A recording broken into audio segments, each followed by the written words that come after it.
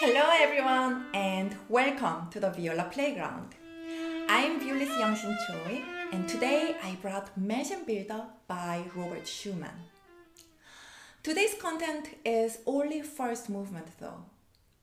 I'm gonna play the whole first movement with a piano and then I'll also discuss Schumann's personality, fingerings, bowing, vibrato, musicalities, basically everything that I can provide you. Please enjoy.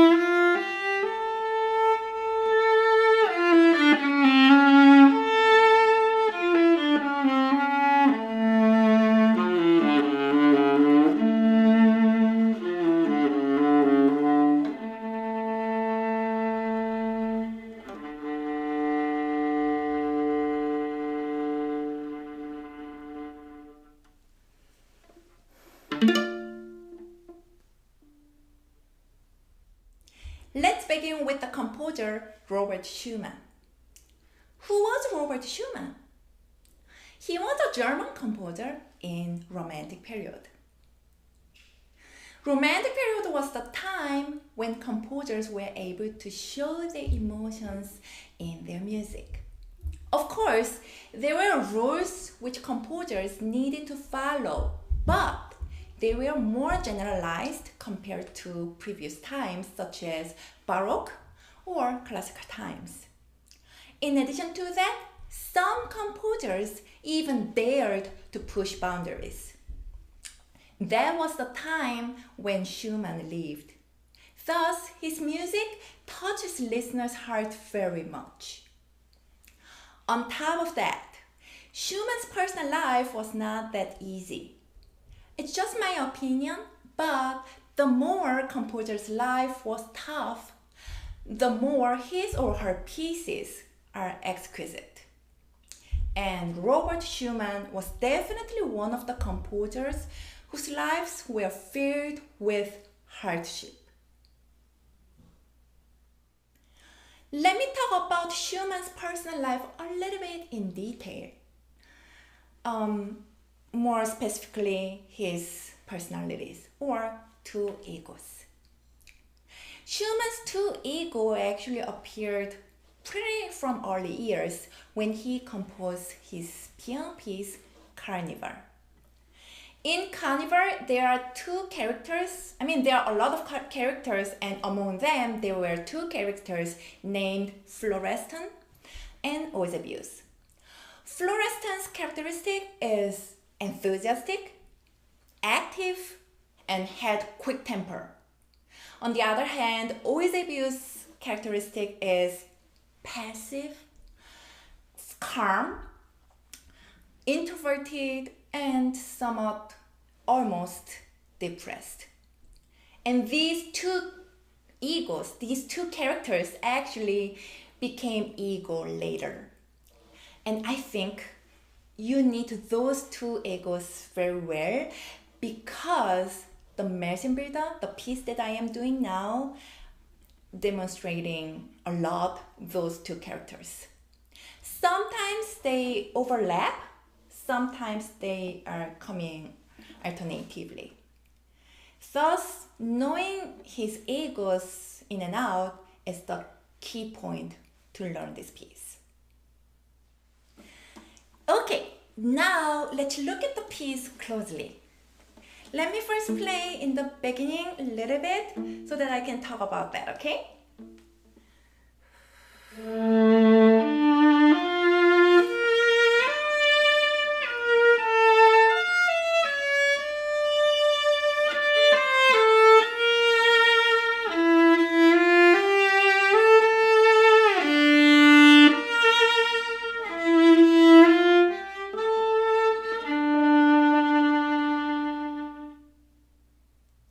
As you just saw, I am actually starting the second finger on C string. It's fourth position. So the reason why I am starting here is I want to have covered and dark sound for showing Eusebius' feeling here. So if I am playing here,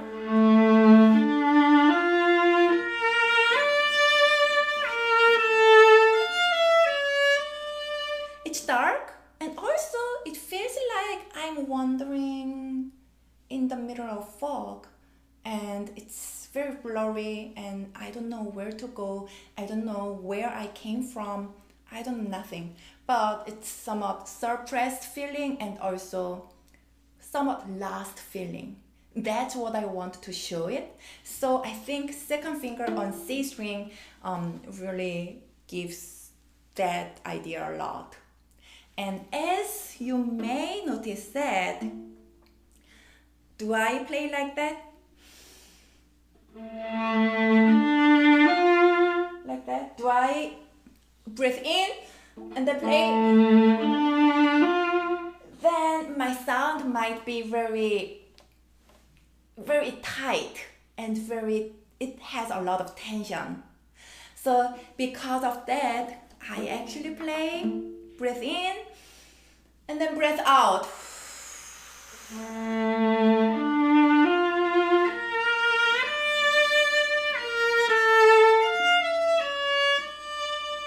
Then tension is already out and the sound is very calm. I can show it, and also it's the feeling is this way, not that way. So I strongly recommend here, while you are breathing out, in the middle of that, play it.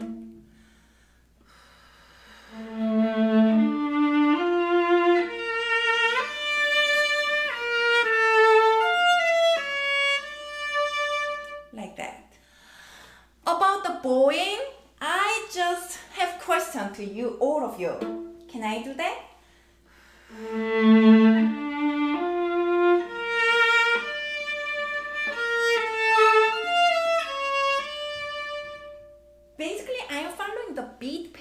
like strong, weak, weak, strong, weak, weak. The basic beat patterns for 3-meter, triple meter. Can I do that? What do you think? No, I'm not gonna do that because if you look at the piano part says this one.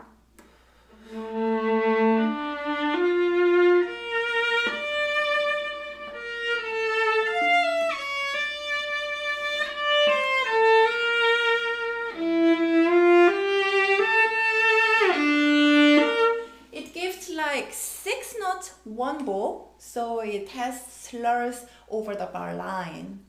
And that's what Schumann wanted to have it.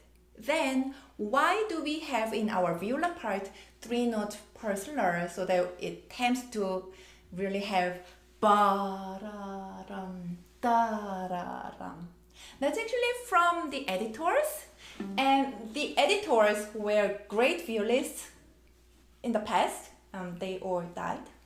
So, and they knew that we were gonna definitely run out our bow if we are doing one slur over 6 notes. Thus, I'm gonna play like there will be one slur. I mean, actually I'm gonna play 2 slurs, but it looks like, or it sounds like one slur, like that.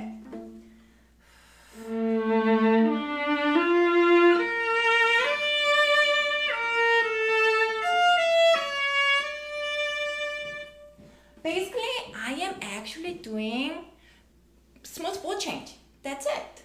The smooth bow change, I can make it as I prepare my elbow a little faster for D string, go to the D string faster. That means I am actually going to D string, my elbow's level D string on F here.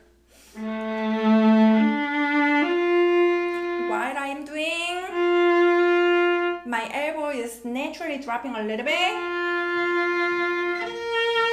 to fit the B flat.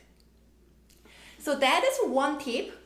And of course, there are second tip, there are third tip.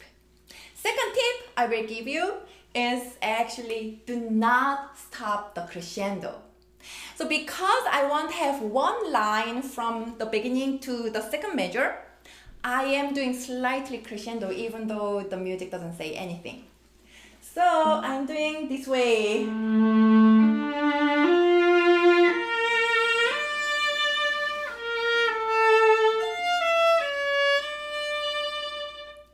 So I'm not stopping the crescendo to hide my bow change. I'm not disappearing, in other words. So sometimes it's really, we feel like if we are doing crescendo, we are afraid that the bow change sound will come out right away. But if you are disappearing here,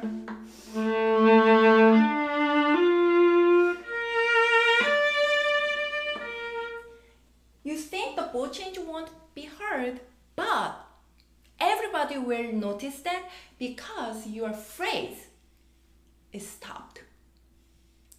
So do the crescendo throughout the bow change, throughout the bar line. The last tip for that is actually slow down your bow speed. So look at my bow now.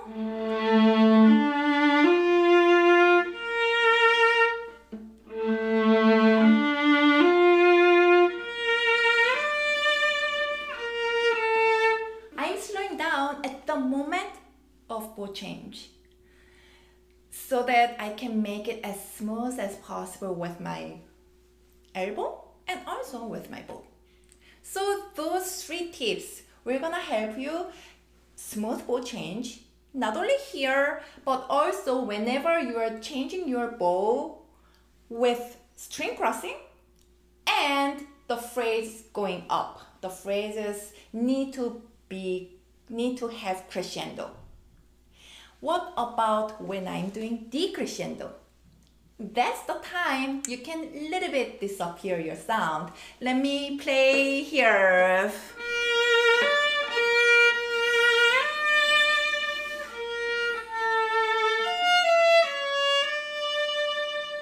that's when I actually disappear. So that perfectly it matches to the diminuendo, and the music closes, and I slightly get softer, but nobody can notice my bow change. So total, the whole first phrase looks like that.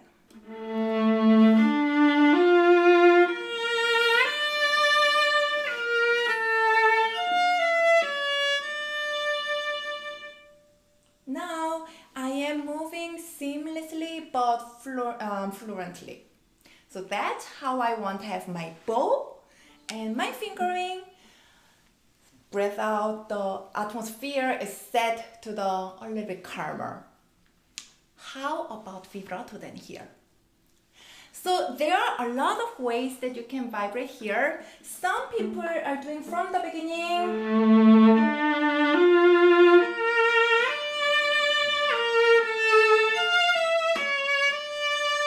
Without stop, continuously vibrating, which is very good, but I think it's just my taste. The beginning, if you vibrate too much, then we don't have the rise feeling. If you are vibrating from the beginning, very stabilized, then we don't have the beginning of the rise of the phrase, the beginning of phrase, middle of phrase, and at the end of the phrase. So that's why I am starting really almost non-vibrato or very shallow vibrato. And then more.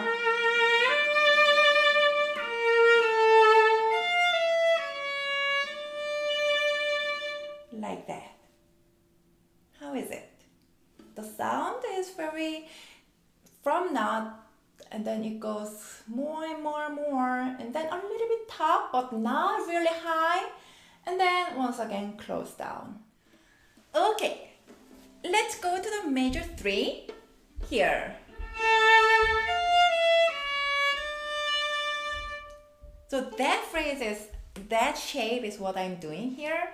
I mean, some of you argue that isn't it better bring out this F. I am doing the A more, so stress on A. And then close it because I think A is the downbeat, so I want to bring out more. And then it's like the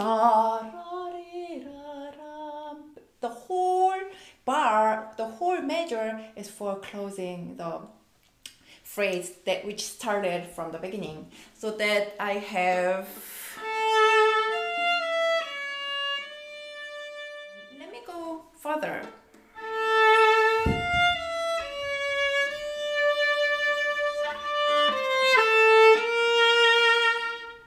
I usually don't like to have harmonics when I play the piece, but this one is exception. I really like that harmonics that's given by editor, because here, in my opinion, it's the starting point of giving hope, which later we'll figure out that it's not gonna be fulfilled. But anyway, it's just giving a little bit of new hope or a little bit of opening to the positive feeling, and that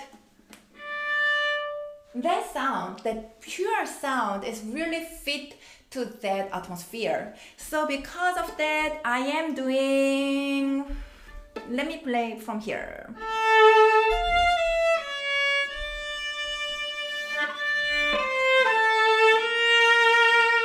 Like that. And because I broke here, I broke my bow here,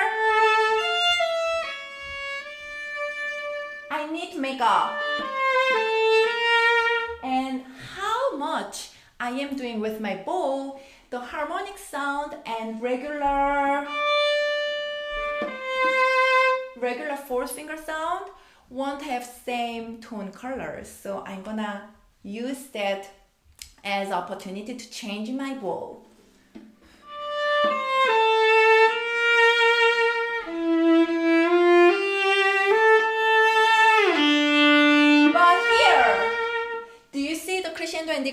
normal like hairpins here.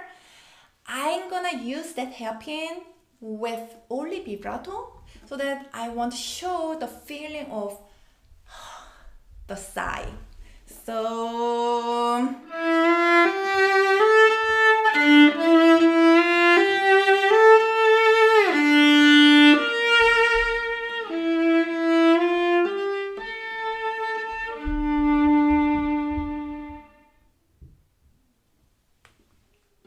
that's how I'm gonna do the phrase